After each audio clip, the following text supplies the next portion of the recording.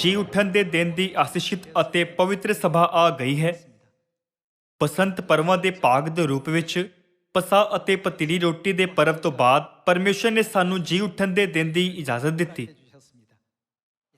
ਪਸਾ ਸਾਡੇ ਲਈ ਕੀਮਤੀ ਪਰਵ ਹੈ ਅਤੇ ਉਸੇ ਤਰ੍ਹਾਂ ਪਤੀਲੀ ਰੋਟੀ ਦਾ ਪਰਵ ਅਤੇ ਜੀ ਉੱਠਣ ਦਾ ਦਿਨ ਵੀ ਹੈ। ਕਿ ਸਾਰੇ ਪਰਵਾਂ ਵਿੱਚ ਮਹੱਤਵਪੂਰਨ ਅਰਥ ਸ਼ਾਮਲ ਨਹੀਂ ਹੈ। ਧਰਮੀਆਂ ਦਾ ਜੀ ਉੱਠਣਾ ਅਤੇ ਕੁਧਰਮੀਆਂ ਦਾ ਜੀ ਉੱਠਣਾ ਹੈ, ਜਿਸ ਦਾ ਅੰਤ ਵਿੱਚ ਸਾਰੇ ਮਨੁੱਖਾਂ ਨੂੰ ਸਾਹਮਣਾ ਕਰਨਾ ਪਵੇਗਾ। ਮੈਨੂੰ ਆਸ ਹੈ ਕਿ ਅਸੀਂ ਸਾਰੇ ਧਰਮੀਆਂ ਦੇ ਜੀ ਉੱਠਣ ਵਿੱਚ ਭਾਗ ਲੈਣ ਵਿੱਚ ਸਫਲ ਹੋਵਾਂਗੇ ਅਤੇ ਸਦੀਪਕ ਸਵਰਗੀ ਘਰ ਵਿੱਚ ਉਠਾ ਲਏ ਜਾਵਾਂਗੇ। ਕਿਉਂਕਿ ਦੁਸ਼ਟ ਮਰ ਚੁੱਕੇ ਹਨ, ਇਸ ਲਈ ਉਹਨਾਂ ਨੂੰ ਵੀ ਜੀ ਉੱਠਣ ਦਾ ਮੌਕਾ ਦਿੱਤਾ ਜਾਂਦਾ ਹੈ। ਪਰ ਕੁਧਰਮੀਆਂ ਦੇ ਜੀ ਉੱਠਣ ਤੋਂ ਬਾਅਦ ਪਰਮੇਸ਼ਵਰ ਦਾ ਨਿਆਂ ਅਤੇ ਸਦੀਪਕ ਦੰਡ ਹੈ। ਜਦੋਂ ਅਸੀਂ ਇਸ ਬਾਰੇ ਸੋਚਦੇ ਹਾਂ, ਫਿਰ ਕਿ ਸਾਨੂੰ ਇਸ ਦਾ ਅਹਿਸਾਸ ਨਹੀਂ ਹੋਣਾ ਚਾਹੀਦਾ ਕਿ ਸਾਨੂੰ ਦੁਸ਼ਟਾਂ ਦੇ ਜੀ ਉੱਠਣ ਵਿੱਚ ਕਦੇ ਵੀ ਭਾਗ ਨਹੀਂ ਲੈਣਾ ਚਾਹੀਦਾ। ਧਰਮੀਆਂ ਅਤੇ ਕੁਧਰਮੀਆਂ ਦੇ ਜੀ ਉੱਠਣ ਦੇ ਪਿੱਛੇ ਪਰਮੇਸ਼ਵਰ ਦੀ ਕੀ ਇੱਛਾ ਹੈ, ਜਿਨ੍ਹਾਂ ਨੇ ਕਿਹਾ ਹਰੇਕ ਨੂੰ ਉਸ ਦੇ ਕੰਮਾਂ ਦੇ ਅਨੁਸਾਰ ਪ੍ਰਤੀਫਲ ਮਿਲੇਗਾ। ਕੁਝ ਲੋਕ ਸੋਚਦੇ ਹਨ ਕਿ ਕਿਸੇ ਨੂੰ ਪਤਾ ਨਹੀਂ ਚੱਲੇਗਾ ਕਿ ਉਹਨਾਂ ਨੇ ਕੀ ਕੀਤਾ ਹੈ ਤੇ ਇਹ ਸਮੇਂ ਨਾਲ ਗਾਇਬ ਹੋ ਜਾਵੇਗਾ, ਪਰ ਆਤਮਿਕ ਦੁਨੀਆ ਕਦੇ ਗਾਇਬ ਨਹੀਂ ਹੋਵੇਗੀ। ਪਿਛਲੇ ਸਮੇਂ ਵਿੱਚ ਜੋ ਰਿਕਾਰਡ ਕੀਤਾ ਗਿਆ ਸੀ, ਕਿ ਅਸੀਂ ਉਸ ਨੂੰ ਨਹੀਂ ਦੇਖ ਸਕਦੇ। ਜੇਕਰ ਸਮਾਂ ਲੰਘਣ ਤੇ ਸਭ ਕੁਝ ਗਾਇਬ ਹੋ ਜਾਂਦਾ ਹੈ, ਫਿਰ ਅਜਿਹੀਆਂ ਵੀਡੀਓ ਵੀ ਬਿਲਕੁਲ ਨਹੀਂ ਹੋਣੀਆਂ ਚਾਹੀਦੀਆਂ। ਪਰ ਵਿਗਿਆਨ ਦੇ ਵਿਕਾਸ ਕਾਰਨ 10 ਸਾਲ ਪਹਿਲਾਂ ਜਾਂ 20 ਸਾਲ ਪਹਿਲਾਂ ਜਾਂ 30 ਸਾਲ ਪਹਿਲਾਂ ਹੋਈਆਂ ਚੀਜ਼ਾਂ ਦਾ ਰਿਕਾਰਡ ਅੱਜ ਵੀ ਮੌਜੂਦ ਹੈ। ਇਹ ਅਸੰਭਵ ਹੈ ਕਿ ਇੱਥੇ ਮੌਜੂਦ ਤੁਹਾਡੇ ਵਿੱਚੋਂ ਕੋਈ 200 ਸਾਲ ਪਹਿਲਾਂ ਰਹਿੰਦੇ ਸੀ। ਤੁਹਾਡੀ ਸਾਰਿਆਂ ਦੀ ਉਮਰ 100 ਸਾਲ ਤੋਂ ਘੱਟ ਹੋਵੇਗੀ। ਫਿਰ ਕੀ ਤੁਹਾਡੇ ਕੋਲ 50 ਸਾਲ ਪਹਿਲਾਂ ਜੋ ਹੋਇਆ ਉਸ ਦਾ ਰਿਕਾਰਡ ਹੈ? ਭਾਵੇਂ ਅਸੀਂ ਭੁੱਲ ਜਾਂਦੇ ਹਾਂ, ਪਰ ਫਿਰ ਵੀ ਉਹਨਾਂ ਦਾ ਰਿਕਾਰਡ ਰਹਿੰਦਾ ਹੈ। ਪਰਮੇਸ਼ਰ ਨੇ ਅੱਜ ਦੇ ਵਿਗਿਆਨ ਦੇ ਰਾਹੀਂ ਪਹਿਲਾਂ ਹੀ ਸਾਬਤ ਕਰ ਦਿੱਤਾ ਹੈ ਕਿ ਚੀਜ਼ਾਂ ਨੂੰ ਰਿਕਾਰਡ ਕੀਤਾ ਜਾ ਸਕਦਾ ਹੈ। ਜਦੋਂ ਕੋਈ ਟੀਵੀ ਸਟੇਸ਼ਨ ਕਿਸੇ ਦ੍ਰਿਸ਼ ਨੂੰ ਰਿਕਾਰਡ ਕਰਦਾ ਹੈ ਅਤੇ ਉਸ ਨੂੰ ਸਾਡੇ ਕਮਰਿਆਂ ਤੱਕ ਪਹੁੰਚਾਉਂਦਾ ਹੈ, ਤਦ ਉਹ ਰੇਡੀਓ ਤਰੰਗਾਂ ਰਾਹੀਂ ਉਹਨਾਂ ਯੰਤਰਾਂ ਤੱਕ ਪਹੁੰਚਦਾ ਹੈ ਜਿਸ ਵਿੱਚ ਅਸੀਂ ਘਰ ਵਿੱਚ ਰਹਿੰਦੇ ਹੋਏ ਉਸ ਦ੍ਰਿਸ਼ ਨੂੰ ਦੇਖ ਸਕਦੇ ਹਾਂ। ਭਾਵੇਂ ਸਾਡਾ ਘਰ ਟੀਵੀ ਸਟੇਸ਼ਨ ਤੋਂ ਬਹੁਤ ਦੂਰ ਮੌਜੂਦ ਹੋਵੇ, ਫਿਰ ਵੀ ਇਹਨਾਂ ਦ੍ਰਿਸ਼ਾਂ ਨੂੰ ਸਾਡੇ ਤੱਕ ਪਹੁੰਚਾਇਆ ਜਾ ਸਕਦਾ ਹੈ ਤਾਂ ਜੋ ਅਸੀਂ ਉਹਨਾਂ ਨੂੰ ਦੇਖ ਸਕੀਏ। ਜੇਕਰ ਸਾਡੇ ਕੋਲ ਮਨੁੱਖਾਂ ਦੀ ਦੁਨੀਆ ਵਿੱਚ ਅਜਿਹੇ ਯੰਤਰ ਹਨ, ਫਿਰ ਚੌਥੀ ਅਤੇ ਪੰਜਵੀਂ ਆਯਾਮੀ ਦੁਨੀਆ ਵਿੱਚ ਇਹਨਾਂ ਦਾ ਹੋਣਾ ਕਿੰਨਾ ਆਸਾਨ ਹੋਵੇਗਾ। ਇਸ ਦਾ ਮਤਲਬ ਇਹ ਹੈ ਕਿ ਜਿਸ ਤਰ੍ਹਾਂ ਅਸੀਂ ਕੰਮ ਕਰਦੇ ਹਾਂ, ਨਾਲ ਹੀ ਅੱਜ ਅਸੀਂ ਆਪਣੇ ਵਿਸ਼ਵਾਸ ਦੇ ਜੀਵਨ ਵਿੱਚ ਜੋ ਵੀ ਕੰਮ ਕਰਦੇ ਹਾਂ, ਉਸ ਨੂੰ ਮਿਟਾਇਆ ਜਾਂ ਗਾਇਬ ਨਹੀਂ ਕੀਤਾ ਜਾ ਸਕਦਾ। ਇਸ ਲਈ ਸਾਨੂੰ ਹਰ ਦਿਨ ਜ਼ਿਆਦਾ ਸੋਹਣਾ ਅਤੇ ਕਿਰਪਾਪੂਰਨ ਜੀਵਨ ਜਿਉਣਾ ਚਾਹੀਦਾ ਹੈ, ਜੋ ਪਰਮੇਸ਼ਰ ਦੀ ਨਜ਼ਰ ਵਿੱਚ ਸਵਰਗ ਦੇ ਸਦੀਪਕ ਰਾਜ ਵਿੱਚ ਪ੍ਰਵੇਸ਼ ਕਰਨ ਦੇ ਕਾਬਲ ਹੈ। ਸਾਰੇ ਲੋਕੋ, ਅਸੀਂ ਜਿੰਨੇ ਦਿਨ ਜਿਉਂਦੇ ਹਾਂ ਉਸ ਦੀ ਗਿਣਤੀ ਕਰਨ ਦੀ ਕੋਸ਼ਿਸ਼ ਕਰੋ, ਕਿਉਂਕਿ ਇੱਕ ਸਾਲ ਵਿੱਚ 365 ਦਿਨ ਹੁੰਦੇ ਹਨ। ਜੇਕਰ ਅਸੀਂ 10 ਸਾਲ ਤੱਕ ਜਿਉਂਦੇ ਹਾਂ, ਫਿਰ ਇਸ ਦਾ ਮਤਲਬ ਹੈ ਕਿ ਅਸੀਂ 3650 ਦਿਨ ਜਿਉਂਦੇ ਹਾਂ, ਅਤੇ ਜੇਕਰ ਅਸੀਂ 20 ਸਾਲ ਜਿਉਂਦੇ ਹਾਂ, ਫਿਰ ਇਸ ਦਾ ਮਤਲਬ ਹੈ ਕਿ ਅਸੀਂ ਲਗਭਗ 7000 ਦਿਨ ਜਿਉਂਦੇ ਹਾਂ। ਸੱਚਮੁੱਚ ਇਸ ਦੁਨੀਆ ਵਿੱਚ ਸਾਡਾ ਜੀਵਨ ਬਹੁਤ ਛੋਟਾ ਹੈ। ਇੰਨੇ ਘੱਟ ਜੀਵਨ ਕਾਲ ਵਿੱਚ ਸਾਨੂੰ ਤੋਬਾ ਕਰਨੀ ਚਾਹੀਦੀ ਹੈ। ਭਾਵੇਂ ਅਸੀਂ ਆਪਣੇ ਜੀਵਨ ਦੇ ਹਰ ਮਿੰਟ ਪਰਮੇਸ਼ਰ ਦਾ ਡਰ ਮੰਨਦੇ ਅਤੇ ਚੰਗੀਆਂ ਚੀਜ਼ਾਂ ਬੀਜਣ ਵਿੱਚ ਬਿਤਾਉਂਦੇ ਹਾਂ, ਫਿਰ ਵੀ ਇਹ ਕਾਫੀ ਸਮਾਂ ਨਹੀਂ ਹੋਵੇਗਾ। ਸਾਨੂੰ ਸਾਰਿਆਂ ਨੂੰ ਬਦਲਣਾ ਚਾਹੀਦਾ ਹੈ ਅਤੇ ਨਵਾਂ ਜਨਮ ਲੈਣਾ ਚਾਹੀਦਾ ਹੈ, ਤਾਂ ਜੋ ਅਸੀਂ ਆਪਣੇ ਸਾਰੇ ਪਾਪੀ ਸੁਭਾਅ ਨੂੰ ਮਾਰ ਸਕੀਏ ਅਤੇ ਧਾਰਮਿਕਤਾ ਦੀ ਦੇਹ ਨਾਲ ਇੱਕ ਨਵਾਂ ਜੀਵਨ ਜੀ ਸਕੀਏ। ਧਰਮੀਆਂ ਦੇ ਜੀ ਉੱਠਣ ਅਤੇ ਕੁਧਰਮੀਆਂ ਦੇ ਜੀ ਉੱਠਣ ਦਾ ਮਾਮਲਾ ਬਾਈਬਲ ਦੀਆਂ 66 ਕਿਤਾਬਾਂ ਵਿੱਚ ਲਿਖੀ ਸਿੱਖਿਆ ਹੈ। ਇਹ ਸੱਚਾਈ ਦੀਆਂ ਮੂਲ ਸਿੱਖਿਆਵਾਂ ਵਿੱਚੋਂ ਇੱਕ ਸੀ, ਜਿਸ ਨੂੰ ਪਹਿਲੇ ਚਰਚ ਦੇ ਸਮੇਂ ਵਿੱਚ ਚਰਚ ਆਫ ਗੋਡ ਨੇ ਹਮੇਸ਼ਾ ਦੱਸਿਆ ਸੀ। ਇਹੀ ਕਾਰਨ ਹੈ ਕਿ ਪਹਿਲੇ ਚਰਚ ਦੇ ਸੰਤਾਂ ਨੇ ਵੀ ਇੱਕ ਦੂਸਰੇ ਨੂੰ ਧਰਮੀਆਂ ਦੇ ਜੀ ਉੱਠਣ ਵਿੱਚ ਹਿੱਸਾ ਲੈਣ ਲਈ ਉਤਸ਼ਾਹਿਤ ਕੀਤਾ, ਨਾ ਕਿ ਕੁਧਰਮੀਆਂ ਦੇ ਜੀ ਉੱਠਣ ਵਿੱਚ। ਮੂਸਾ ਨੇ ਪਾਪ ਦੇ ਥੋੜੇ ਚਿਰ ਦੇ ਸੁੱਖਾਂ ਨੂੰ ਨਹੀਂ ਚੁਣਿਆ, ਬਲਕਿ ਉਸਨੇ ਜੀਵਨ ਦਾ ਸਹੀ ਰਸਤਾ ਚੁਣਿਆ। ਭਾਵੇਂ ਉਹ ਇੱਕ ਅਜਿਹਾ ਰਸਤਾ ਸੀ ਜਿਸ ਕਰਕੇ ਉਸ ਨੂੰ ਪਰਮੇਸ਼ਰ ਦੇ ਲੋਕਾਂ ਨਾਲ ਦੁੱਖ ਚੁੱਕਣਾ ਪਿਆ। ਸਹੀ ਰਸਤੇ ਉੱਤੇ ਚੱਲਦੇ ਹੋਏ ਉਸ ਨੂੰ ਪਲ ਭਰ ਦੇ ਸਰੀਰਕ ਦੁੱਖਾਂ ਦਾ ਸਾਹਮਣਾ ਕਰਨਾ ਪਿਆ। ਐਸਾਓ ਵਰਗੇ ਲੋਕਾਂ ਨੇ ਇਸ ਜੀਵਨ ਦੇ ਅਸਥਾਈ ਸੁੱਖ ਅਤੇ ਮਨੋਰੰਜਨ ਲਈ ਜੋ ਸਦੀਪਕ ਹੈ, ਉਸ ਨੂੰ ਤਿਆਗ ਦਿੱਤਾ। ਪਰ ਵਿਸ਼ਵਾਸ ਦੇ ਕਈ ਪੁਰਖੇ ਸੀ ਜਿਨ੍ਹਾਂ ਨੇ ਏਸਾਊ ਦੇ ਜੀਵਨ ਤੋਂ ਉਲਟ ਆਪਣਾ ਜੀਵਨ ਬਤੀਤ ਕੀਤਾ ਸੀ। ਉਹ ਬਾਈਬਲ ਵਿੱਚ ਦਰਜ ਕੀਤੇ ਗਏ ਹਨ, ਭਾਵੇਂ ਉਹ ਹਜ਼ਾਰਾਂ ਸਾਲ ਪਹਿਲਾਂ ਰਹਿੰਦੇ ਸੀ। ਰੋਮੀਆਂ ਅਧਿਆਇ 15 ਦੇ ਅਨੁਸਾਰ ਉਹਨਾਂ ਦੇ ਜੀਵਨ ਬਾਰੇ ਬਾਈਬਲ ਵਿੱਚ ਕਿਉਂ ਲਿਖਿਆ ਗਿਆ ਹੈ? ਕਿਉਂਕਿ ਜੋ ਕੁਝ ਅੱਗੇ ਲਿਖਿਆ ਗਿਆ ਸੋ ਸਾਡੀ ਸਿੱਖਿਆ ਦੇ ਲਈ ਲਿਖਿਆ ਗਿਆ। ਕੀ ਅਸੀਂ ਇਹ ਨਹੀਂ ਦੇਖ ਰਹੇ ਕਿ 3500 ਸਾਲ ਪਹਿਲਾਂ ਲੋਕ ਕਿਵੇਂ ਰਹਿੰਦੇ ਸੀ, ਜਦ ਕਿ 3500 ਸਾਲ ਪਹਿਲਾਂ ਹੀ ਬੀਤ ਚੁੱਕਿਆ ਹੈ? ਫਿਰ ਕੀ ਤੁਹਾਨੂੰ ਨਹੀਂ ਲੱਗਦਾ ਕਿ ਸੈਂਕੜੇ ਸਾਲ ਪਹਿਲਾਂ ਹੋਈ ਘਟਨਾਵਾਂ ਨੂੰ ਸਵਰਗ ਵਿੱਚ ਦੇਖਿਆ ਜਾ ਸਕਦਾ ਹੈ? ਕਿਉਂਕਿ ਪਰਮੇਸ਼ਵਰ ਹਰੇਕ ਨੂੰ ਉਹਨਾਂ ਦੇ ਕੰਮਾਂ ਅਨੁਸਾਰ ਪ੍ਰਤੀਫਲ ਦੇਣਗੇ। ਮੈਨੂੰ ਆਸ ਹੈ ਕਿ ਇਸ ਸਾਲ ਦਾ ਜੀ ਉੱਠਣ ਦਾ ਦਿਨ ਇੱਕ ਕਿਰਪਾਪੂਰਨ ਅਤੇ ਅਰਥਪੂਰਨ ਦਿਨ ਹੋਵੇਗਾ, ਜੋ ਸਾਨੂੰ ਕਦੇ ਵੀ ਕੁਧਰਮੀਆਂ ਦੇ ਜੀ ਉੱਠਣ ਵਿੱਚ ਨਹੀਂ ਬਲਕਿ ਧਰਮੀਆਂ ਦੇ ਜੀ ਉੱਠਣ ਵਿੱਚ ਭਾਗ ਲੈਣ ਵਿੱਚ ਅਗਵਾਈ ਕਰੇਗਾ। ਆਓ ਰਸੂਲਾਂ ਦੀ ਕਿਤਾਬ ਅਧਿਆਇ 24 ਉੱਤੇ ਜਾਈਏ।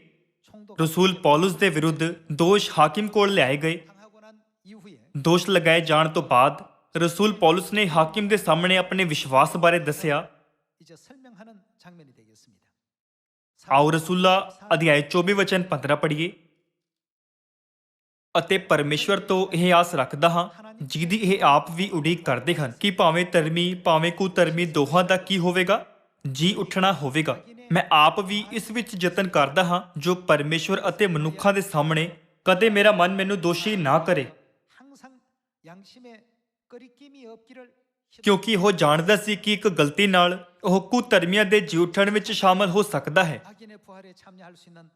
ਉਸਨੇ ਆਪਣੇ ਆਲੇ ਦੁਆਲੇ ਦੇ ਲੋਕਾਂ ਲਈ ਉਦਾਹਰਨ ਬਣਦੇ ਹੋਏ ਹਮੇਸ਼ਾ ਪਰਮੇਸ਼ਵਰ ਦੇ ਦ੍ਰਿਸ਼ਟੀ ਵਿੱਚ ਇੱਕ ਨਿਆਂਕਾਰ, ਇਮਾਨਦਾਰ ਅਤੇ ਧਰਮੀ ਜੀਵਨ ਜਿਉਣ ਲਈ ਹਰ ਸੰਭਵ ਕੋਸ਼ਿਸ਼ ਕੀਤੀ। ਦੂਸਰੇ ਸ਼ਬਦਾਂ ਵਿੱਚ ਉਸਨੇ ਆਪਣੇ ਬਹੁਤ ਜ਼ਿਆਦਾ ਮਜ਼ਬੂਤ ਵਿਸ਼ਵਾਸ ਦੀ ਵਿਆਖਿਆ ਕੀਤੀ ਅਤੇ ਇਸ ਗੱਲ ਉੱਤੇ ਜ਼ੋਰ ਦਿੰਦੇ ਹੋਏ ਕਿ ਉਹ ਪਰਮੇਸ਼ਵਰ ਦੀਆਂ ਸਿੱਖਿਆਵਾਂ ਦਾ ਪਾਲਣ ਕਰਦੇ ਹੋਏ ਜਿਉਂਦਾ ਹੈ, ਇਹ ਕਿਹਾ, ਮੈਂ ਕਦੇ ਵੀ ਵਿਵਸਥਾ ਦੇ ਵਿਰੁੱਧ ਕੁਝ ਵੀ ਨਹੀਂ ਕੀਤਾ ਕਿ ਮੈਨੂੰ ਅਦਾਲਤ ਵਿੱਚ ਇਸ ਤਰ੍ਹਾਂ ਖੜਾ ਹੋਣਾ ਪਵੇ। ਇਹ ਕਹਿੰਦੇ ਹੋਏ ਉਸਨੇ ਧਰਮੀ ਅਤੇ ਕੁਧਰਮੀਆਂ ਦੇ ਜੀ ਉੱਠਣ ਦਾ ਜ਼ਿਕਰ ਕੀਤਾ। ਆਓ ਅਸੀਂ ਪ੍ਰਕਾਸ਼ ਦੀ ਪੋਥੀ ਅਧਿਆਇ 20 ਉੱਤੇ ਜਾਈਏ। ਕਿਉਂਕਿ ਅੱਜ ਜੀ ਉੱਠਣ ਦਾ ਦਿਨ ਹੈ, ਇਸ ਲਈ ਸਾਨੂੰ ਜੀ ਉੱਠਣ ਦੇ ਨਾਲ ਬਦਲਣ ਦੇ ਮਾਮਲਿਆਂ ਬਾਰੇ ਸੋਚਣ ਦੀ ਜ਼ਰੂਰਤ ਹੈ। ਆਓ ਅਸੀਂ ਪ੍ਰਕਾਸ਼ ਦੀ ਪੋਥੀ ਅਧਿਆਇ 20 ਵਚਨ 11 ਦੇਖੀਏ। ਫਿਰ ਮੈਂ ਇੱਕ ਵੱਡਾ ਅਤੇ ਚਿੱਟਾ ਸਿੰਘਾਸਨ ਅਤੇ ਉਹਨੂੰ ਜਿਹੜਾ ਉਸ ਉੱਤੇ ਬਿਰਾਜਮਾਨ ਸੀ ਵੇਖਿਆ, ਜਿਹਦੇ ਸਾਹਮਣੇ ਉਹ ਧਰਤੀ ਅਤੇ ਆਕਾਸ਼ ਨੱਸ ਗਏ ਅਤੇ ਉਹਨਾਂ ਦੇ ਲਈ ਕੋਈ ਥਾਂ ਨਾ ਮਿਲਿਆ। ਅਤੇ ਮੈਂ ਮੁਰਦਿਆਂ ਨੂੰ ਕੀ ਵੱਡੇ ਕੀ ਛੋਟੇ ਸਿੰਘਾਸਨ ਦੇ ਅੱਗੇ ਖਲੋਤਾ ਵੇਖਿਆ ਅਤੇ ਪੋਥੀਆਂ ਖੋਲੀਆਂ ਗਈਆਂ ਅਤੇ ਇੱਕ ਹੋਰ ਪੋਥੀ ਜਿਹੜੀ ਜੀਵਨ ਦੀ ਪੋਥੀ ਹੈ ਖੋਲੀ ਗਈ ਅਤੇ ਮੁਰਦਿਆਂ ਦਾ ਕੀ ਕੀਤਾ ਗਿਆ? ਉਹਨਾਂ ਦਾ ਨਿਆਂ ਪੋਥੀਆਂ ਵਿੱਚ ਲਿਖੀਆਂ ਹੋਈਆਂ ਗੱਲਾਂ ਤੋਂ ਉਹਨਾਂ ਦੀਆਂ ਕਰਨੀਆਂ ਦੇ ਅਨੁਸਾਰ ਕੀਤਾ ਗਿਆ। ਕਿਸ ਦੇ ਅਨੁਸਾਰ? ਉਹਨਾਂ ਦੀਆਂ ਕਰਨੀਆਂ ਅਨੁਸਾਰ।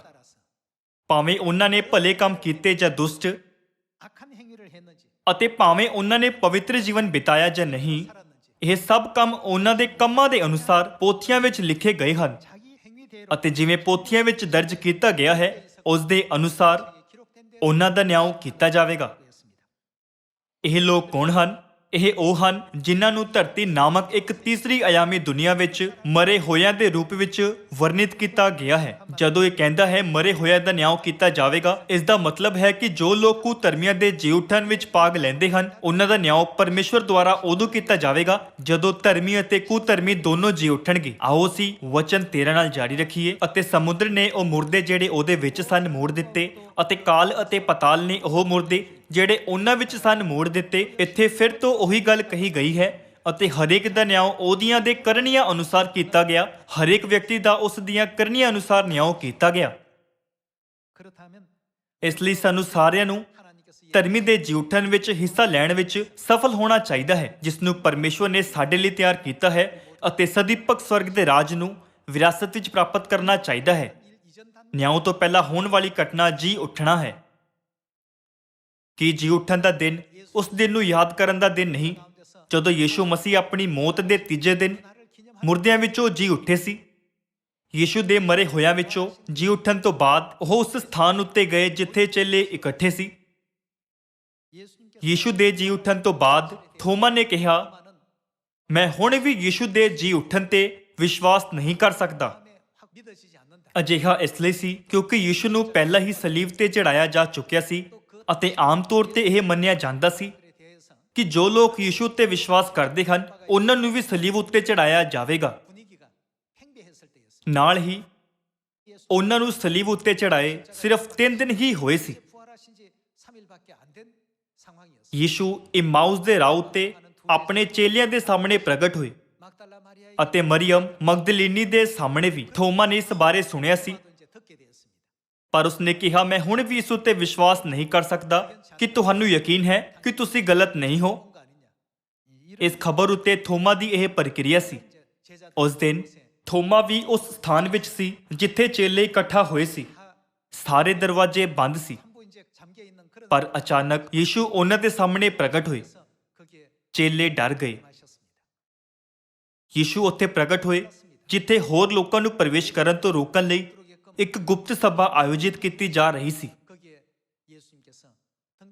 ਇਸ ਸਮੇਂ ਅਸੀਂ ਇਸ ਤੀਸਰੀ ਅਯਾਮੀ ਦੁਨੀਆ ਵਿੱਚ ਸਮੇਂ ਅਤੇ ਸਥਾਨ ਤੋਂ ਪ੍ਰਤੀਬੰਧਿਤ ਹਾਂ, ਪਰ ਜੇਕਰ ਸਾਡਾ ਯੀਸ਼ੂ ਵਾਂਗ ਜੀ ਉੱਠਣਾ ਅਤੇ ਪਰਿਵਰਤਨ ਹੁੰਦਾ ਹੈ, ਫਿਰ ਅਸੀਂ ਅਜਿਹੇ ਸਰੀਰ ਵਿੱਚ ਬਦਲ ਜਾਵਾਂਗੇ ਜੋ ਤੀਸਰੀ ਅਯਾਮੀ ਦੁਨੀਆ ਦੇ ਨਾਲ-ਨਾਲ ਚੌਥੀ ਅਯਾਮੀ ਦੁਨੀਆ ਦੀ ਵੀ ਯਾਤਰਾ ਕਰ ਸਕਦਾ ਹੈ।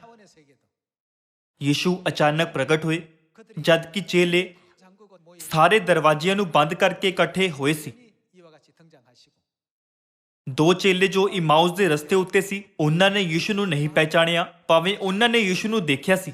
ਜੇਕਰ ਉਹਨਾਂ ਨੇ ਆਖਰੀ ਵਾਰ ਯੀਸ਼ੂ ਨੂੰ ਦੇਖੇ ਹੋਏ 30 ਜਾਂ 40 ਸਾਲ ਹੋ ਗਏ ਹੁੰਦੇ, ਫਿਰ ਵੀ ਇਹ ਸਮਝਿਆ ਜਾ ਸਕਦਾ ਸੀ, ਪਰ ਅਜੇ 3 ਦਿਨ ਹੀ ਹੋਏ ਸੀ।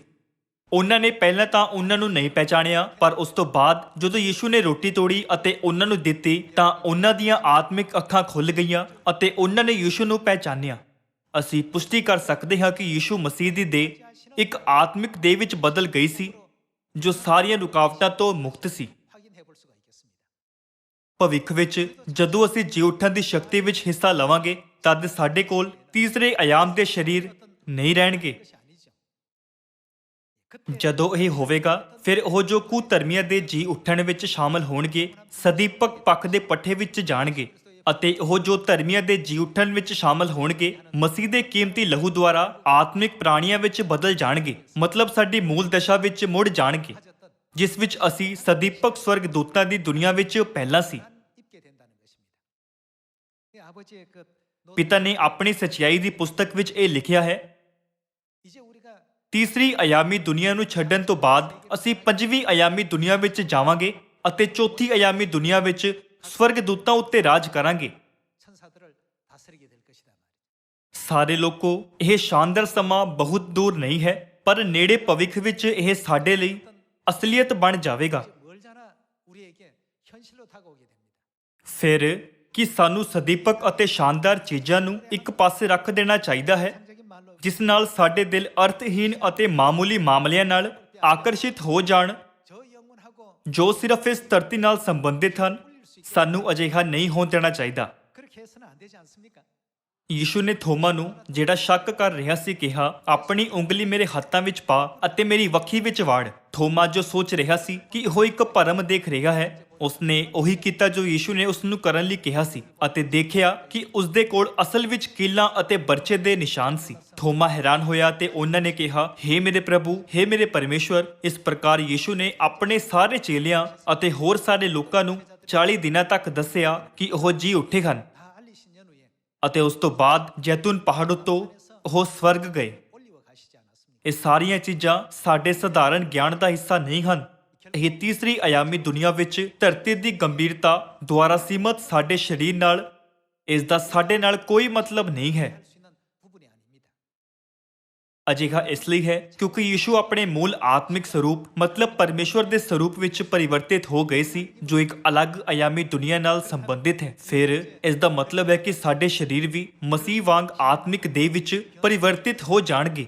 ਜੋ ਲੋਕ ਕੁਧਰਮੀਆਂ ਦੇ ਜੀ ਉੱਠਣ ਵਿੱਚ ਸ਼ਾਮਿਲ ਹੋਣਗੇ ਉਹ ਜੁਗੋ-ਜੁਗ ਪੀੜਤ ਹੋਣਗੇ, ਪਰ ਸਿਯੋਨ ਦੇ ਸਾਰੇ ਲੋਕ ਜਿਨ੍ਹਾਂ ਦੇ ਪਾਪਾਂ ਦਾ ਪ੍ਰਾਇਚਿਤ ਮਸੀਹ ਦੇ ਲਹੂ ਦੁਆਰਾ ਕੀਤਾ ਗਿਆ ਹੈ ਅਤੇ ਜਿਨ੍ਹਾਂ ਨੂੰ ਪਰਮਾਤਮਾ ਦੁਆਰਾ ਪਵਿੱਤਰ ਕੀਤਾ ਗਿਆ ਹੈ, ਉਹ ਸਵਰਗ ਵਿੱਚ ਜੁਗੋ-ਜੁਗ ਰਾਜ ਕਰਨ ਦੀ ਵਡਿਆਈ ਨੂੰ ਹਾਸਿਲ ਕਰਨਗੇ।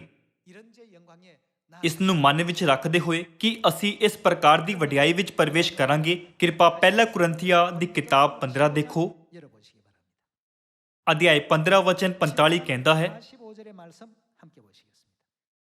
ਪਰ ਪਹਿਲਾ ਉਹ ਨਹੀਂ ਜਿਹੜਾ ਆਤਮਕ ਹੈ, ਸਗੋਂ ਉਹ ਜਿਹੜਾ ਪ੍ਰਾਣਕ ਹੈ। 성령이 되었다 함과 같이 ਫਿਰ ਇਹਦੇ ਮਗਰੋਂ ਉਹ ਜਿਹੜਾ ਆਤਮਕ ਹੈ, ਪਹਿਲਾ ਮਨੁੱਖ ਮਿੱਟੀ ਦਾ ਬਣਿਆ, ਦੂਜਾ ਮਨੁੱਖ 신령한 자가 아니요 ਸਵਰਗੋਂ ਹੈ। 육이 있는 자요.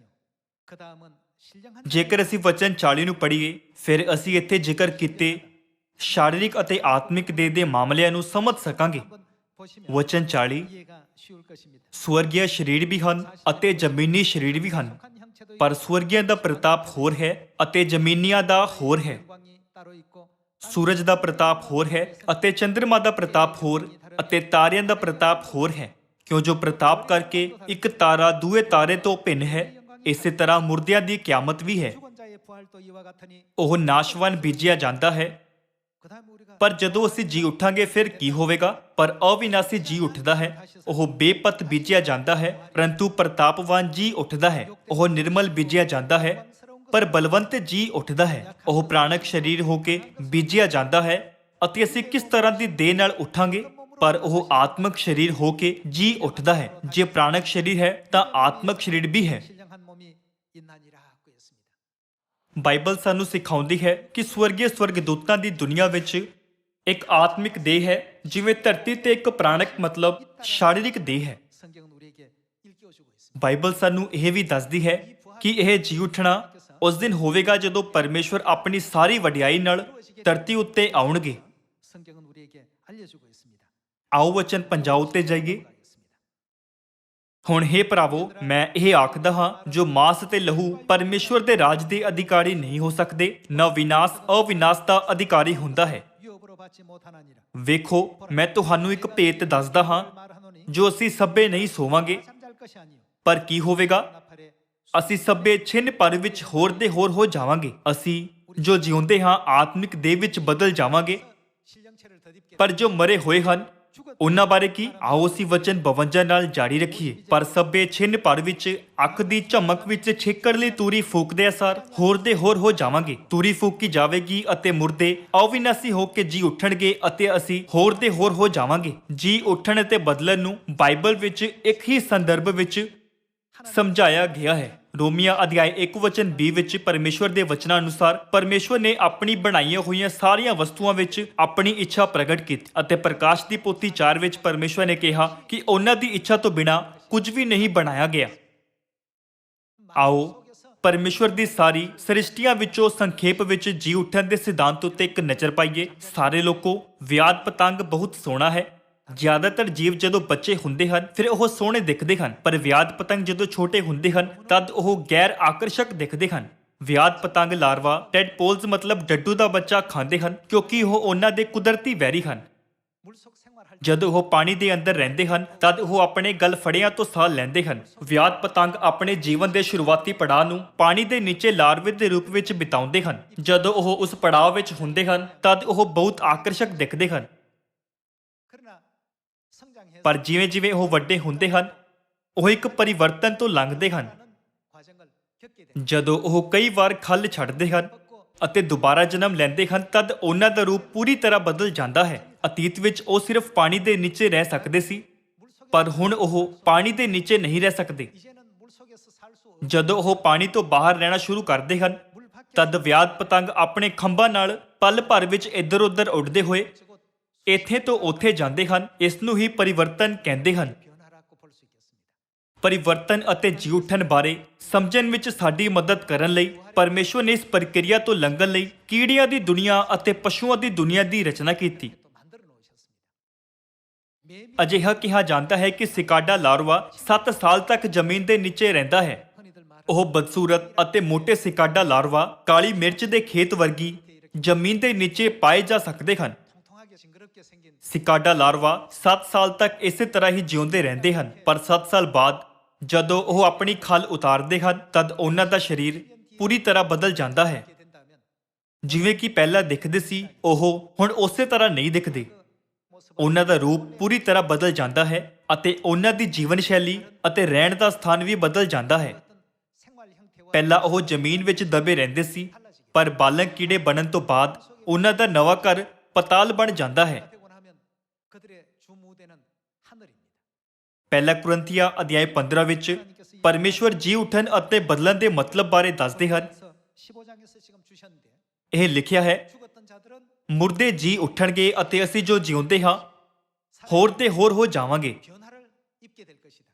똑같은 의미가 ਅਸੀਂ ਸਾਰੇ ਇੱਕ ਹੀ ਰੂਪ ਵਿੱਚ ਬਦਲ ਜਾਵਾਂਗੇ, ਪਰ ਉਹਨਾਂ ਵਿੱਚ ਅਤੇ ਸਾਡੇ ਵਿਚਕਾਰ ਫਰਕ ਇਹ ਹੈ ਕਿ ਪਰਮੇਸ਼ਵਰ ਸਾਨੂੰ ਮੌਤ ਦਾ ਸਵਾਦ ਚੱਖੇ ਬਿਨਾਂ ਬਦਲ ਦੇਣਗੇ ਅਤੇ ਜੋ ਲੋਕ ਪਹਿਲਾਂ ਹੀ ਮਰ ਗਏ ਹਨ ਉਹਨਾਂ ਨੂੰ ਪਰਮੇਸ਼ਵਰ ਇੱਕ ਹੋਰ ਪ੍ਰਕਿਰਿਆ ਤੋਂ ਲੰਘਣ ਦਾ ਹੁਕਮ ਦੇਣਗੇ ਜੋ ਕਿ ਜੀ ਉੱਠਣਾ ਹੈ। ਫਿਰ ਜਦੋਂ ਅਸੀਂ ਬਦਲਦੇ ਹਾਂ ਤਦ ਅਸੀਂ ਕਿਸ ਪ੍ਰਕਾਰ ਦੀ ਦੇਹ ਵਿੱਚ ਪਰਿਵਰਤਿਤ ਹੋਵਾਂਗੇ। ਆਓ ਅਸੀਂ ਫਿਰ ਤੋਂ ਵਚਨ 51 ਪੜ੍ਹੀਏ। ਵੇਖੋ, ਮੈਂ ਤੁਹਾਨੂੰ ਇੱਕ ਭੇਤ ਦੱਸਦਾ ਹਾਂ, ਜੋ ਅਸੀਂ ਸਭੇ ਨਹੀਂ ਸੋਵਾਂਗੇ, ਪਰ ਸਭੇ ਛਿੰਨ ਭਰ ਵਿੱਚ ਅੱਖ ਦੀ ਚਮਕ ਵਿੱਚ ਛੇਕੜ ਲਈ ਤੁਰੀ ਫੂਕਦੇ ਸਾਰ ਹੋਰ ਦੇ ਹੋਰ ਹੋ ਜਾਵਾਂਗੇ। ਤੁਰੀ ਫੂਕੀ ਜਾਵੇਗੀ ਅਤੇ ਮੁਰਦੇ ਅਵਿਨਾਸੀ ਹੋ ਕੇ ਜੀ ਉੱਠਣਗੇ ਅਤੇ ਅਸੀਂ ਹੋਰ ਦੇ ਹੋਰ ਹੋ ਜਾਵਾਂਗੇ। ਕਿਉਂ ਜੋ ਜ਼ਰੂਰ ਹੈ ਕਿ ਨਾਸਵਾਨ ਅਵਿਨਾਸ਼ ਨੂੰ ਉਧਾਲੇ ਪਾਵੇ ਅਤੇ ਇਹ ਮਰਨਹਾਰ ਅਮਰਤਾ ਨੂੰ ਉਧਾਲੇ ਪਾਵੇ। ਸਾਡੀ ਦੇਹ ਨਾਸਵਾਨ ਹੈ, ਪਰ ਅੰਤਿਮ ਪਲ ਵਿੱਚ ਜਦੋਂ ਪਰਮੇਸ਼ਵਰ ਸਾਡੇ ਜੀ ਉੱਠਣ ਅਤੇ ਪਰਿਵਰਤਨ ਹੋਣ ਦਾ ਹੁਕਮ ਦੇਣਗੇ, 안에 우리의 상태는 ਅਸੀਂ ਸੱਚਮੁੱਚ ਆਪਣੀ ਨਾਸਵਾਨ ਦੇਹ ਤੋਂ 말 그대로 ਅਵਿਨਾਸੀ ਆਤਮਿਕ ਦੇਹ ਵਿੱਚ ਬਦਲ ਜਾਵਾਂਗੇ체로서 변화를 입게 된다고 했습니다. ਅਤੇ ਇਹ ਮਰਨਹਾਰ ਅਮਰਤਾ ਨੂੰ ਉਧਾਲੇ ਪਾਵੇ। ਆਓ ਵਚਨ 54 ਤੇ ਜਾਈਏ। ਪਰ ਜਾਂ ਇਹ ਨਾਸਵਾਨ ਅਵਿਨਾਸ਼ ਨੂੰ ਅਤੇ ਇਹ ਮਰਨਹਾਰ ਅਮਰਤਾ ਨੂੰ ਉਧਾਲੇ ਪਾ ਚੁੱਕੇਗਾ ਤਾਂ ਉਹ ਗੱਲ ਜਿਹੜੀ ਲਿਖੀ ਹੋਈ ਹੈ ਪੂਰੀ ਹੋ ਜਾਵੇਗੀ, ਮੌਤ ਫਤਿਹ ਦੀ ਬੁਰਕੀ ਹੋ ਗਈ। ਹੇ ਮੌਤ, ਤੇਰੀ ਫਤਿਹ ਕਿੱਥੇ ਹੈ? 것이 어디에 있느냐? ਹੇ ਮੌਤ, ਤੇਰਾ ਡੰਗ ਕਿੱਥੇ ਹੈ? 것이 어디에 있느냐? ਮੌਤ ਦਾ ਡੰਗ ਪਾਪ ਹੈ ਅਤੇ ਪਾਪ ਦਾ ਬਲ ਸ਼ਰਾ ਹੈ, ਪਰ ਧੰਨਵਾਦ ਹੈ ਪਰਮੇਸ਼ਵਰ ਦਾ ਜੋ ਸਾਨੂੰ ਸਾਡੇ ਪ੍ਰਭੂ ਯਿਸੂ ਮਸੀਹ ਦੇ ਰਾਹੀਂ ਫਤਿਹ ਬਖਸ਼ਦਾ ਹੈ। 함께 감사노니 ਸੋ ਹੇ ਮੇਰੇ ਪਿਆਰੇ ਭਰਾਵੋ, ਤੁਸੀਂ ਅਸਥਿਰ ਅਤੇ ਅਡੋਲ ਹੋਵੋ ਅਤੇ ਪ੍ਰਭੂ ਦੇ ਕੰਮ ਵਿੱਚ ਸਦਾ ਵਾਧੇ ਜਾਓ, ਕਿਉਂ ਜੋ ਤੁਸੀਂ ਜਾਣਦੇ ਹੋ ਜੋ ਪ੍ਰਭੂ ਵਿੱਚ ਤੁਹਾਡੀ ਮਿਹਨਤ ਥੋਥੀ ਨਹੀਂ ਹੈ। 안에서 헛되지 않을 줄을 알미니라고 했습니다. ਇਹ ਕਹਿੰਦਾ ਹੈ ਕਿ ਮਰਨਹਾਰ ਅਮਰਤਾ ਨੂੰ ਉਧਾਲੇ ਪਾ ਚੁੱਕਿਆ ਹੋਵੇਗਾ ਅਤੇ ਨਾਸਵਾਨ ਅਵਿਨਾਸ਼ ਨੂੰ ਉਧਾਲੇ ਪਾ ਚੁੱਕਿਆ ਹੋਵੇਗਾ। ਇਹ ਇੱਕ ਪਵਿੱਤਰ ਸਿੱਖਿਆ ਹੈ ਜਿਸ ਦਾ ਪਰਮੇਸ਼ਵਰ ਨੇ ਉਹਨਾਂ ਸੰਤਾਂ ਨਾਲ ਵਾਅਦਾ ਕੀਤਾ ਹੈ ਜਿਨ੍ਹਾਂ ਦਾ ਪਰਿਵਰਤਨ ਅਤੇ ਜੀ ਉੱਠਣਾ ਹੋਵੇਗਾ। 하나님의 거룩하신 ਅਸੀਂ ਨੇੜੇ ਭਵਿੱਖ ਵਿੱਚ ਅਜਿਹੀ ਵਡਿਆਈ ਵਿੱਚ ਪ੍ਰਵੇਸ਼ ਕਰਾਂਗੇ। 이런 어떤 영광 가운데 조만간에 이제 나아가게 됩니다. ਸਿਕਾਡਾ ਲਾਰਵਾ ਬਾਲੰਗ ਸਿਕਾਡਾ ਵਿੱਚ ਬਦਲ ਜਾਂਦੇ ਹਨ। ਪਹਿਲਾਂ 잠자리 애벌레가 ਵਿਆਦ ਪਤੰਗ ਲਾਰਵਾ ਪਾਣੀ ਵਿੱਚ ਰਹਿੰਦੇ ਹਨ, 생활을 했죠. ਪਰ ਜਦੋਂ ਉਹ ਵੱਡੇ ਹੋ ਜਾਂਦੇ ਹਨ ਫਿਰ ਉਹ ਅਜਿਹੀ ਦੇਹ ਵਿੱਚ ਬਦਲ ਜਾਂਦੇ ਹਨ ਜਿਸ ਨਾਲ ਉਹ ਉੱਤਰ, ਦੱਖਣ, 나무로 북으로 ਪੂਰਬ, ਪੱਛਮ ਵਿੱਚ ਜਾ ਸਕਦੇ ਹਨ ਅਤੇ ਇੱਕ ਪਲ ਵਿੱਚ ਆਜ਼ਾਦ ਰੂਪ ਨਾਲ ਉੱਡ ਸਕਦੇ ਹਨ। 몸으로 변화를 받게 될 것이다고 했습니다. ਕਿਉਂਕਿ ਅਸੀਂ ਅੱਜ ਜੀ ਉੱਠਣ ਵਿੱਚ ਸ਼ਾਮਲ ਪਰਮੇਸ਼ਵਰ ਦੇ ਵਾਅਦੇ ਬਾਰੇ ਅਧਿਐਨ ਕੀਤਾ ਹੈ। 부활이라는 그 ਆਓ ਅਸੀਂ ਆਪਣੇ ਦਿਲਾਂ ਉੱਤੇ ਉਕਾਰੀਏ 의인의 ਕਿ ਸਾਨੂੰ ਕਦੇ ਵੀ ਕੁਧਰਮੀਆਂ ਦੇ ਜੀ ਉੱਠਣ ਵਿੱਚ ਹਿੱਸਾ ਨਹੀਂ ਲੈਣਾ ਚਾਹੀਦਾ, ਬਲਕਿ ਧਰਮੀਆਂ ਦੇ ਜੀ ਉੱਠਣ ਵਿੱਚ ਹਿੱਸਾ ਲੈਣਾ ਚਾਹੀਦਾ ਹੈ। 해 주시기를 부탁드리겠습니다. ਆਓ ਅਸੀਂ ਫਿਲਿਪੀਆ ਦੀ ਕਿਤਾਬ ਅਧਿਆਇ 3 ਉੱਤੇ ਜਾਈਏ। ਫਿਲਿਪੀਆ ਅਧਿਆਇ 3 ਵਚਨ 20। 골로새 3장 20절의 말씀 보시면 ਕਿਉਂ ਜੋ ਅਸੀਂ ਸਵਰਗ ਦੀ ਪ੍ਰਜਾ ਹਾਂ ਜਿੱਥੇ ਅਸੀਂ ਇੱਕ ਮੁਕਤੀ ਦਾਤੇ ਅਰਥਾਤ ਪ੍ਰਭੂ ਯਿਸੂ ਮਸੀਹ ਦੀ ਉਡੀਕ ਵੀ ਕਰਦੇ ਹਾਂ, 구원하는 자 곧 주 예수 그리스도 ਜਿਹੜਾ ਆਪਣੀ ਸ਼ਕਤੀ ਦੇ ਅਨੁਸਾਰ ਜਿਹਦੇ ਨਾਲ ਉਹ ਸਭਨਾ ਵਸਤਾਂ ਨੂੰ ਆਪਣੇ ਵੱਸ ਵਿੱਚ ਕਰ ਸਕਦਾ ਹੈ, ਸਾਡੀ ਦੀਨਤਾ ਦੇ ਸਰੀਰ ਅਰਥਾਤ ਸਾਡੀ ਸਰੀਰਕ ਦੇਹ ਨੂੰ ਵਟਾ ਕੇ 몸의 형체와 ਆਪਣੇ ਤੇਜ ਦੇ ਸਰੀਰ ਦੀ ਨਿਆਈ ਬਣਾਵੇਗਾ। 어떻게 만들어 주신다고요? ਇਸ ਦਾ ਮਤਲਬ ਹੈ ਕਿ ਸਾਡੀ ਦੇਹ ਬਦਲ ਜਾਵੇਗੀ। 변화시켜 주실 것이다 고 했습니다. ਸਾਰੇ ਲੋਕੋ, ਇਹ ਪਲ ਬਹੁਤ ਨੇੜੇ ਹੈ। ਫਿਰ 그 순간이 ਅਸੀਂ ਬ੍ਰਹਮਾਂਡ ਵਿੱਚ ਕੀ ਕਰਾਂਗੇ? ਪਿਤਾ ਨੇ ਆਪਣੀ ਕਿਤਾਬ 또 어떻습니까? ਸਵਰਗਦੂਤਾਂ ਦੀ ਦੁਨੀਆ ਤੋਂ ਆਏ ਮਹਿਮਾਨ ਵਿੱਚ ਲਿਖਿਆ 갇혀 있는 몸이 아니고 ਕਿ ਅਸੀਂ ਸੀਮਤ ਸਥਾਨ ਵਿੱਚ ਬੰਨੇ ਨਹੀਂ ਰਹਾਂਗੇ, 어머니께서 허락하시는 ਬਲਕਿ 그 세계 ਪੂਰੇ ਬ੍ਰਹਮਾਂਡ ਵਿੱਚ ਉੱਤਰ, 자유자의 ਦੱਖਣ, ਪੂਰਬ, 자유롭게 ਪੱਛਮ ਦੀ ਆਜ਼ਾਦ ਰੂਪ ਨਾਲ ਯਾਤਰਾ ਕਰਾਂਗੇ 마음껏 이렇게 ਜੋ ਪਿਤਾ ਤੇ ਮਾਤਾ ਜੀ ਸਾਨੂੰ ਦੇਣਗੇ, ਕਿਉਂਕਿ ਅਸੀਂ ਆਜ਼ਾਦ ਇਸਤਰੀ ਦੀ ਸੰਤਾਨ ਹਾਂ, ਹੈ ਨਾ? 기록해 놓은 ਸਾਨੂੰ ਇਸ ਵਾਅਦੇ ਉੱਤੇ ਆਪਣੀ ਆਸ ਕਦੇ ਨਹੀਂ ਗੁਆਉਣੀ ਚਾਹੀਦੀ। 가져야 되겠습니다.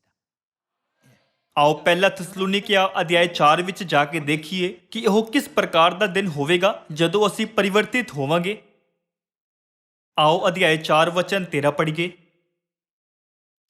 ਹੇ ਭਰਾਵੋ, ਅਸੀਂ ਨਹੀਂ ਚਾਹੁੰਦੇ ਜੋ ਤੁਸੀਂ ਉਹਨਾਂ ਦੀ ਵਿਆਖਿਆ ਤੋਂ ਜਿਹੜੇ ਸੁੱਤੇ ਪਏ ਹਨ ਅਣਜਾਣ ਰਹੋ, ਭਈ ਤੁਸੀਂ ਹੋਰਨਾਂ ਵਾਂਗੂ ਜਿਨ੍ਹਾਂ ਨੂੰ ਕੋਈ ਆਸ ਨਹੀਂ ਸੋਗ ਨਾ ਕਰੋ। ਕਿਉਂਕਿ ਜੇ ਸਾਨੂੰ ਇਹ ਪ੍ਰਤੀਤ ਹੋਈ ਹੈ ਭਈ ਯਿਸੂ ਮੋਇਆ ਅਤੇ ਫਿਰ ਜੀ ਉੱਠਿਆ, ਤਾਂ ਇਸੇ ਤਰ੍ਹਾਂ ਪਰਮੇਸ਼ਵਰ ਉਹਨਾਂ ਨੂੰ ਵੀ ਜਿਹੜੇ ਯਿਸੂ ਵਿੱਚ ਸੋ ਗਏ ਹਨ ਉਹਦੇ ਨਾਲ ਲਿਆਵੇਗਾ। 즉 육신이 ਜੋ ਸੋ ਗਏ ਹਨ ਦਾ ਮਤਲਬ ਉਹ ਲੋਕ ਹਨ ਜਿਨ੍ਹਾਂ ਦੀ ਸਰੀਰਕ ਦੇਹ ਮਰ ਗਈ ਹੈ। 하나님이 저와 함께 ਅਸੀਂ ਪ੍ਰਭੂ ਦੇ ਬਚਨ ਦੇ ਅਨੁਸਾਰ ਤੁਹਾਨੂੰ ਇਹ ਆਖਦੇ ਹਾਂ ਭਈ ਅਸੀਂ ਜਿਹੜੇ ਜਿਉਂਦੇ ਅਤੇ ਪ੍ਰਭੂ ਦੇ ਆਉਣ ਤੀਕ ਬਾਕੀ ਰਹਿੰਦੇ ਹਾਂ, ਸੋ ਉਹਨਾਂ ਤੋਂ ਜਿਹੜੇ ਸੋ ਗਏ ਹਨ ਕਦੀ ਅਗੇਤੇ ਨਾ ਹੋਵਾਂਗੇ। ਇਸ ਲਈ ਜੋ ਪ੍ਰਭੂ ਆਪ ਲਲਕਾਰੇ ਨਾਲ, ਮਹਾਦੂਤ ਦੀ ਆਵਾਜ਼ ਨਾਲ ਅਤੇ ਪਰਮੇਸ਼ਵਰ ਦੀ ਤੂਰੀ ਨਾਲ ਸਵਰਗ ਤੋਂ ਉਤਰੇਗਾ, 친히 하늘로 ਅਤੇ ਜਿਹੜੇ ਮਸੀਹ ਵਿੱਚ ਹੋ ਕੇ ਮੋਏ ਹਨ ਉਹ ਪਹਿਲਾਂ ਜੀ ਉੱਠਣਗੇ। 쫓아들이 먼저 ਤਦ ਅਸੀਂ ਜਿਹੜੇ ਜਿਉਂਦੇ ਅਤੇ ਬਾਕੀ ਰਹਿੰਦੇ ਹਾਂ ਉਹਨਾਂ ਦੇ ਨਾਲ ਹੀ ਹਵਾ ਵਿੱਚ ਪ੍ਰਭੂ ਦੇ ਮਿਲਣ ਨੂੰ ਬੱਦਲਾਂ ਉੱਤੇ ਅਚਾਨਕ ਉਠਾਏ ਜਾਵਾਂਗੇ, ਅਤੇ ਇਸੇ ਤਰ੍ਹਾਂ ਅਸੀਂ ਸਦਾ ਪ੍ਰਭੂ ਦੇ ਸੰਗ ਰਹਾਂਗੇ। 접하게 하시리니 ਸੋ ਤੁਸੀਂ ਇਹਨਾਂ ਗੱਲਾਂ ਨਾਲ ਇੱਕ ਦੂਏ ਨੂੰ ਤਸੱਲੀ ਦਿਓ। 그러므로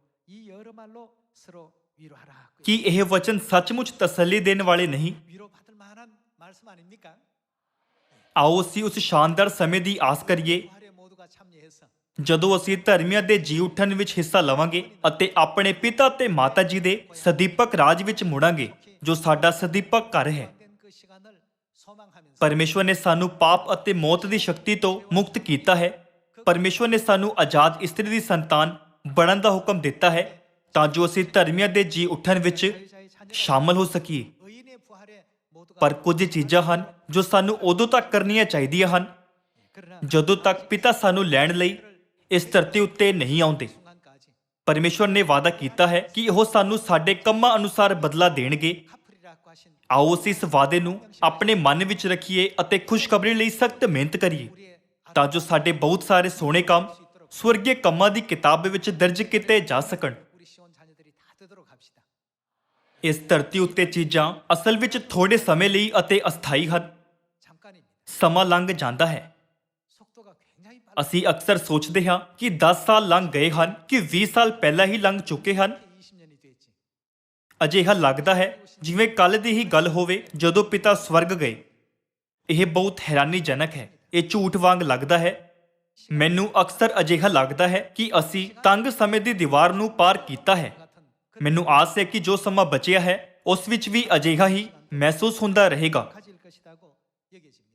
ਮੈਨੂੰ ਨਹੀਂ ਪਤਾ ਕਿ ਨੌਜਵਾਨ ਬਾਲਗਾਂ ਦੇ ਕੋਲ ਮੇਰੀ ਉਮਰ ਤੱਕ ਪਹੁੰਚਣ ਅਤੇ ਇਸ ਦਾ ਅਨੁਭਵ ਕਰਨ ਦਾ ਸਮਾਂ ਹੋਵੇਗਾ ਜਾਂ ਨਹੀਂ। 지는 모르겠습니다만 ਜਦੋਂ ਮੈਂ ਉਹਨਾਂ ਦੀ ਉਮਰ ਦਾ ਸੀ ਉਸ ਵੇਲੇ ਮੈਂ ਅਸਲ ਵਿੱਚ ਵੱਡੇ ਲੋਕਾਂ ਦੀਆਂ ਗੱਲਾਂ ਨੂੰ ਧਿਆਨ ਵਿੱਚ ਨਹੀਂ ਰੱਖਦਾ ਸੀ। 않았어요. ਮੈਂ ਬਸ ਸੋਚਿਆ ਮੈਨੂੰ ਲੱਗਦਾ ਹੈ ਕਿ ਹਰ ਕੋਈ ਵੱਡਾ ਹੋਣ ਤੇ ਅਜਿਹੀਆਂ ਹੀ ਗੱਲਾਂ ਕਹਿੰਦਾ ਹੈ। 이렇게 느꼈는데 ਪਰ ਇਹ ਸਾਡੀ ਆਤਮਾਵਾਂ ਬਾਰੇ ਪਰਮੇਸ਼ਵਰ ਦੇ ਸੱਚਾਈ ਦੇ ਵਚਨ ਹਨ। ਆਓ ਅਸੀਂ ਅਜਿਹੇ ਕੰਮ ਨਾ ਕਰੀਏ ਜੋ ਸਾਨੂੰ ਕੁਧਰਮੀਆਂ ਦੇ ਜੀ ਉੱਠਣ ਵੱਲ ਲੈ ਜਾਂਦੇ ਹਨ, ਪਰ ਆਓ ਅਸੀਂ ਸਾਰੇ ਧਰਮੀਆਂ ਦੇ ਜੀ ਉੱਠਣ ਵਿੱਚ ਹਿੱਸਾ ਲੈਣ ਵਿੱਚ ਸਫਲ ਹੋਈਏ ਤਾਂ ਜੋ ਅਸੀਂ ਆਪਣੇ ਮਰਨਹਾਰ ਸਰੀਰ ਦੇ ਅਮਰ ਸਰੀਰ ਵਿੱਚ ਬਦਲਣ ਦੇ ਅਨੁਭਵ ਵਿੱਚ ਸ਼ਾਮਲ ਹੋ ਸਕੀਏ। ਅੱਜ ਪਵਿੱਤਰ ਜੀ ਉੱਠਣ ਦਾ ਦਿਨ ਹੈ। ਇਹ ਉਹ ਦਿਨ ਹੈ ਜਦੋਂ ਮਸੀਹ ਮਰੇ ਹੋਇਆਂ ਵਿੱਚੋਂ ਜੀ ਉੱਠੇ ਸੀ, ਅਤੇ ਇਹ ਉਹ ਦਿਨ ਹੈ ਜਦੋਂ ਉਹਨਾਂ ਨੇ ਮੌਤ ਅਤੇ ਹਨੇਰੇ ਦੀ ਸ਼ਕਤੀ ਨੂੰ ਪੂਰੀ ਤਰ੍ਹਾਂ ਨਸ਼ਟ ਕਰ ਦਿੱਤਾ ਸੀ। 터뜨리신 날입니다. 우리의 마음 ਮੈਂ ਆਸ ਕਰਦਾ ਹਾਂ ਕਿ ਹਨੇਰੇ ਨੂੰ ਸੰਪੂਰਨ ਰੂਪ ਨਾਲ ਤੋੜ ਦਿੱਤਾ ਜਾਵੇਗਾ ਅਤੇ ਪਾਪ ਅਤੇ ਮੌਤ ਵੱਲ ਅਗਵਾਈ ਕਰਨ ਵਾਲੇ ਸਾਰੇ ਵਿਚਾਰ ਸਾਡੇ ਦਿਲਾਂ ਵਿੱਚੋਂ ਨਸ਼ਟ ਹੋ ਜਾਣਗੇ ਤਾਂ ਜੋ ਪਰਮੇਸ਼ਵਰ ਜੋ ਚਾਨਣ ਹਨ ਪੂਰੀ ਤਰ੍ਹਾਂ ਸਾਡੇ ਵਿੱਚ ਰਹਿ ਸਕਣ 나날이 ਅਤੇ ਅਸੀਂ ਆਪਣਾ ਬਾਕੀ ਜੀਵਨ ਪਰਮੇਸ਼ਵਰ ਨਾਲ ਖੁਸ਼ੀ ਨਾਲ ਜੀ ਸਕੀਏ। 있습니다. ਤੁਹਾਡਾ ਬਹੁਤ ਬਹੁਤ ਧੰਨਵਾਦ। ਪਰਮੇਸ਼ਵਰ ਤੁਹਾਨੂੰ ਆਸੀਸ਼ ਦੇਣ।